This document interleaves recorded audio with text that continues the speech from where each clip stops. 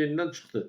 Yəni bu da göstərir ki, xroniki cinsi infeksiyalarla çox ehtiyatlı olmaq lazımdır. Onların analizi götürülərkən bunun qaydalara ciddi əməl eləmək lazımdır. Yəni belə şeyləri, yəni belə deyək də, səhlənkar yanaşmaq olmaz, barmaqarası yanaşmaq olmaz bu infeksiyalara və bunların müalicəsindən sonra təkrar analizini mütləq həyata keçirmək lazımdır. Yəni heç kəs fikirləşməsin ki, hə, mən yaxşı müalicə almışam, nə bilim, belə çoxlu dərman içmişəm, mənə heç nə olan deyil. Yəni buna arxayın olmayın. Biz də çox güclü müalicələr elədik, çoxlu dərman verdik şəxsə, iynələr vurduq, yenə də infeksiya orada qaldı.